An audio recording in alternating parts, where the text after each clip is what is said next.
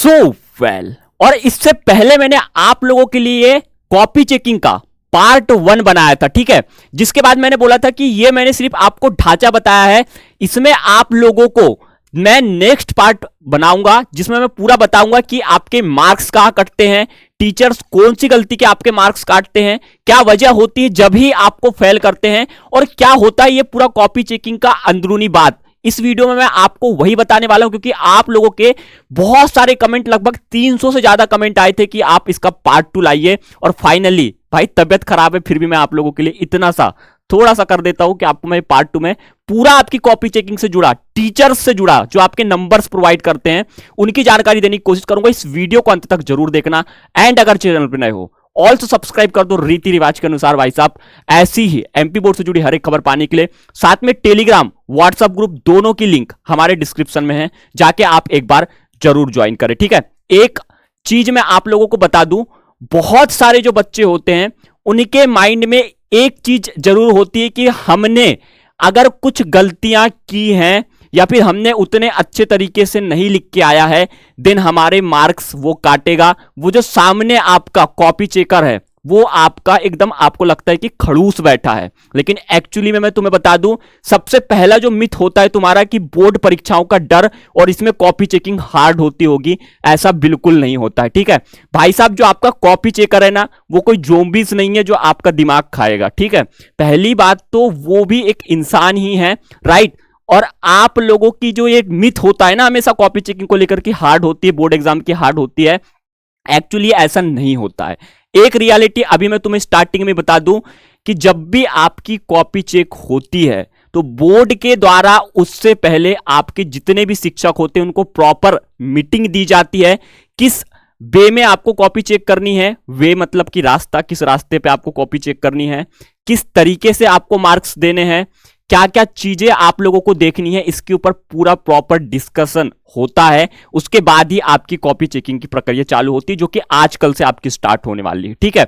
लेकिन इसमें कॉमन कुछ चीजें जो होती हैं उसमें यह होता है कि आप लोगों के जो टीचर्स हैं उसको हमेशा यह बताया जाता है कि जितना अधिक से अधिक बच्चों को आप पास कर सकते हो उतने को करो। इसमें भी कंडीशंस होती हैं कि स्टूडेंट सच में उतना ज्यादा वैल्यू रखता है या नहीं रखता है, या फिर उतना ज्यादा उसने अच्छे से परफॉर्म किया है या नहीं किया है, ठीक है। ऐसा नहीं है कि पास करने का मतलब कि तुम कुछ भी नहीं लिखे हो तो टीचर अपने तरफ से पास करने की आपको भाई साहब ताकत लगाएगा, नहीं, ये नहीं होता है। पास होने का मतलब ऐसा है कि उसे देखा जाता है कि एक्चुअल उसने अपने मन से कैसे लिखने की कोशिश की है, उसने जो क्वेश्चन से अगर उसको आ नहीं रहा है तो करने की कोशिश की, नहीं की, छोड़ दिया, या फिर अगर लिख भी रहा है तो कितना रिलेटेड लिख रहा है, या फिर कितना वो उस जो पर्टिकुलर उसको सवाल पूछा गया था उसके अंदर का या फिर उस चैप्टर का बता रहा है, ठीक है। उसके बेस में आपका जो होता है ना एक परीक्षा जो होती है एक्चुअली में आपकी क्षमता देखने के लिए होती है। आपके मार्क्स कोई मायने नहीं रखते, क्षमता आपकी देखते हैं और उसी के आपको मार्क्स मिलते हैं, ठीक है। ये हो गया, तो आप लोगों को डरने की जरूरत नहीं है। अगर आपने कोशिशें की हैं तो आपको अच्छे ही मार्क्स मिलेंगे और आपको पास करने की पूरी कोशिश की जाती है, ठीक है। नंबर सेकंड चीज की बात करें, आप लोगों को लगता है क्या हैंड राइटिंग में मार्क्स कटते हैं, क्या क्वेश्चन लिखने या नहीं लिखा हमने तो भी मार्क्स कटते हैं, तो ऐसा नहीं है। हैंड राइटिंग के आपके मार्क्स नहीं कटते हैं, मार्क्स सिर्फ आपके कटते हैं किस चीज का, कि आपने जो लिखा है वो एक्चुअल में आपने अपने अनुसार लिखा है, लेकिन सामने जब कॉपी चेक कर रहा है तो उसको देखने में दिक्कत जा रहा है, उस पर्टिकुलर वर्ड को समझने में दिक्कत जा रहा है, और वही वर्ड अगर वैल्यू रखता है देन यहां पे उसे लगता है कि वो पूरा एक वर्ड के कारण कभी कभी आपका पूरा सेंटेंस चेंज हो जाता है, तो उस कंडीशंस में ही आप लोगों के मार्क्स कटते हैं। तब किसको, अगर सामने जो कॉपी चेक करने वाला है उसको समझ में नहीं आ रहा है तो, ठीक है। लेकिन अगर आपकी राइटिंग अच्छी भी है तो राइटिंग के मार्क्स तो यहां पे होते नहीं, बस दिक्कत ये होती है कि आपका समझ नहीं आता है, ठीक है, तभी ना मार्क करते हैं। तो अगर आपने लिखा भी है और आपने जल्दबाजी में लिखा भी लेकिन आपकी समझ में आ रही कि आपने क्या लिखा है, राइटिंग कैसी भी हो मार्क्स मिलेंगे, ठीक है। क्वेश्चन लिखने के आपको मार्क्स नहीं मिलते हैं, क्वेश्चन आपने नहीं भी लिखा हो, प्रश्न क्रमांक 1 लिखा है और 1 का पहला लिख के फिर उसका उत्तर भी लिख दिया है तो ही आपको मार्क्स मिलेंगे, आपको क्वेश्चन के कोई मार्क्स नहीं मिलते। बहुत सारे लोगों को लगता है कि हमने क्वेश्चन नहीं लिखे हैं मार्क्स कटेंगे, ऐसा नहीं है। आपको मार्क्स सिर्फ उत्तर के मिलते हैं, जो आंसर आप देते हो उन्हीं के आपको मार्क्स दिए जाते हैं, ठीक है। ये चीजें हो गई।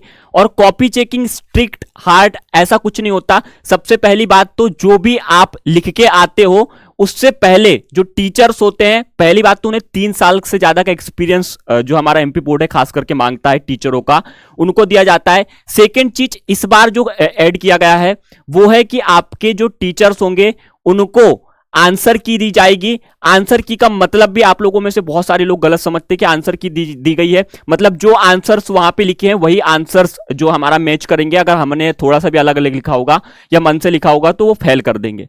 आंसर की सिर्फ आपके ऐसे बताने के लिए होती कि इसका ये आंसर्स आ सकते हैं, ऐसा ऐसा वे में इसको लिखेगा, लेकिन आपने उसी आंसर को अपने तरीके से मिलता जुलता कॉन्सेप्ट से भी क्लियर किया है या फिर उससे अंदर से थोड़ा बहुत इधर उधर से। क्योंकि देखो आप अगर जब क्वेश्चन पढ़ते हो ना तो आप परीक्षा सार में अलग दिया होता है, परीक्षा बोर्ड में अलग दिया होता है, प्रीवियस ईयर्स में, प्रीवियस ईयर का तो छोड़ दो, आपने बुक में से अगर किया है तो वहां पे अलग दिया होता है, कहीं से नोट्स बनाए तो उसके तरीके सबके अलग अलग होते हैं, लेकिन जो कंक्लूजन निकल के आता है वो सेम वही होता है। ठीक है, तो इस तरीके से अगर आंसर की भी आपको दे रहे हैं तो उसमें सिर्फ एक आइडिया दिया होता है, आइडिया की इस क्वेश्चन का ऐसा ऐसा आंसर है। अगर आपने उससे मिलता जुलता लिखा है, अलग भी लिखा है, तो भी आपको मार्क्स मिलते हैं। और वो मार्क्स ऐसा नहीं है कि आपको ज्यादा दे दे कम दे दे, पर्टिकुलर हर एक चीजों का उस आंसर की में दिया होता है कि 3 लाइन अगर बच्चे ने लिखी तो 3 लाइन का आधा मार्क देना है, 1 मार्क देना है, 2 मार्क देना है, वो पूरा लिखा होता है। ठीक है, पहले हमारे यहां पे क्या होता था, स्टेप मार्किंग नहीं होती थी, लेकिन इस बार एमपी बोर्ड ने बोला है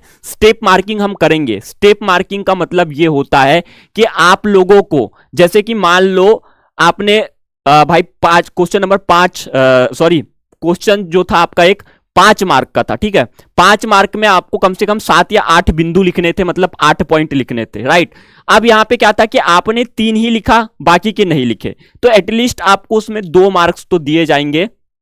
तो ये होती स्टेप मार्किंग। अब कई लोग सोचते हैं कि अगर हमने मान लो कि भाई पूरा की पूरा मार्क्स नहीं लिखा है, सॉरी पूरा की पूरा आंसर नहीं लिखा है तो हमें मार्क्स नहीं मिलेंगे। ऐसा नहीं है, आपने अगर पॉइंट भी कुछ लिखा भी है रिलेटेड तो भी आपको मार्क्स दिए जाते हैं। और लास्ट में एक चीज आपको बेनिफिट होती है ग्रेस मार्किंग की। कोई ऐसा सब्जेक्ट है आपका जिस सब्जेक्ट में आपका लग रहा है कि 4-5 मार्क के लिए आप अटक रहे हो, लेकिन ये ग्रेस मार्किंग जो सुविधा दी जाती है इसका भी एक अलग रूल होता है। कमेंट करोगे, मैं उस दूसरा वीडियो बना के बताऊंगा ग्रेस मार्किंग का क्या एक्चुअल रूल होता है। ओएमआर वाला भी मुझे पता, मैंने नहीं बनाया है, तो वैसे वो एक अलग चीज हो गई, ग्रेस मार्क देने का भी एक अलग रूल होता है।